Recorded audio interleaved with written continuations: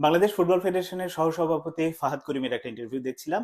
ইন্টারভিউটা দেখার পরে আমার নিজের মধ্যে আসলে তালগোল পাকিয়ে গেছে।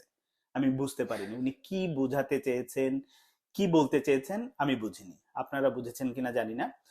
দেখলাম উনি বলেছেন যে আমাদের বিভিন্ন যে খেলাগুলো হয় এইগুলো ইউটিউব বলেন, ফেসবুক বলেন, এক্স বলেন, এরকম সোশ্যাল মিডিয়ার প্ল্যাটফর্মে আসলে দেখানো হবে না আসলে কি যুক্ত করা হবে, কিভাবে কি প্রচার করা হবে আমি কিছু বুঝিনি। এবং এটা যে স্পষ্ট হয়েছে যে উনি বলার জন্যই না বুঝে বলেছেন, ব্যাপারটা একেবারে স্পষ্ট। কারণ তিনি আবার বলেছেন, ঘোষণা দিয়েছেন যে মার্চের মধ্যেই সবকিছু আসলে শুরু হয়ে যাবে। মানে এটা যে একেবারেই আনাড়ি বক্তব্য এবং না বুঝে বক্তব্য, এতে কোনো সন্দেহ নেই। কারণ আপনি দেশের প্রিমিয়ার লিগ হচ্ছে সর্বোচ্চ লিগ, এবং সেটাই আমরা সমালোচনা করছি যে প্রোডাকশন হচ্ছে এটা অনেকটা বিয়ে বাড়ির ক্যামেরা দিয়ে যেভাবে প্রোডাকশন হয় সেরকম একটি প্রোডাকশন। আপনি ওই প্রিমিয়ার লিগ বাদ দিয়ে অন্য খেলাগুলো এইরকম বিভিন্ন সোশ্যাল প্ল্যাটফর্মে দেখাবেন, এর প্রোডাকশন কে করবে? ওই প্রস্তুতি কি ফুটবল ফেডারেশনের আছে? সেটা বলেননি। আবার এই যে সোশ্যাল প্ল্যাটফর্মে আপনি খেলাগুলো দেখাবেন, এখান থেকে কি শুধু দেখানোর জন্যই দেখা, নাকি এখান থেকে আপনি আয় রোজগার করতে চান? আপনার চিন্তাটা তো আয় রোজগারের দিকে থাকা উচিত। কারণ ফুটবল ফেডারেশনের মানে ঋণের দায়ে জর্জরিত হয়ে আছে, আপনাদের বড় ভাই কাজী সালাউদ্দিন চাপিয়ে দিয়ে গেছে সেইগুলো। যাই হোক, এই ইন্টারভিউ প্রসঙ্গ বাদ দিলাম, আসল প্রসঙ্গে আসি। আপনার এই যে প্রিমিয়ার লিগ চলছে, সেটা একটা টেলিভিশন চ্যানেল দেখায়, এটা তো একটা টিভি রাইটস এর ব্যাপার থাকে। তারা দেখাচ্ছে, সেখান থেকে তারা ইনকাম করছে, লস হচ্ছে কি লাভ হচ্ছে সেটা ভিন্ন কথা তাদের।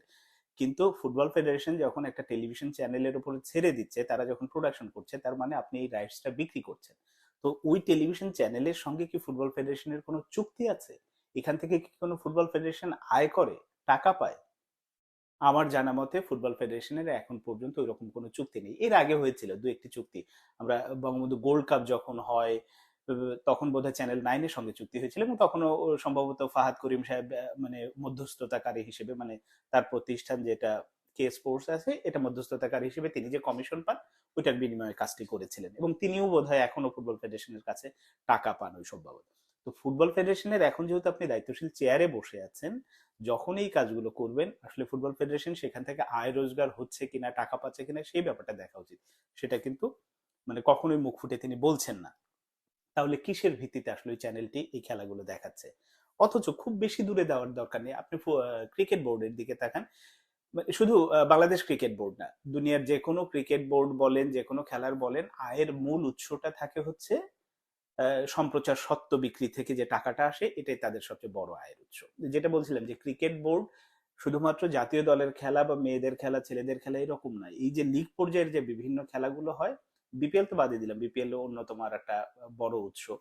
তো বিভিন্ন যেটা ঘরোয়া টুর্নামেন্ট গুলো হয়, লিগ গুলো হয়, সেখান থেকেও কিন্তু ক্রিকেট বোর্ড টাকা রোজগার করে শুধুমাত্র রাইটস বিক্রি করে।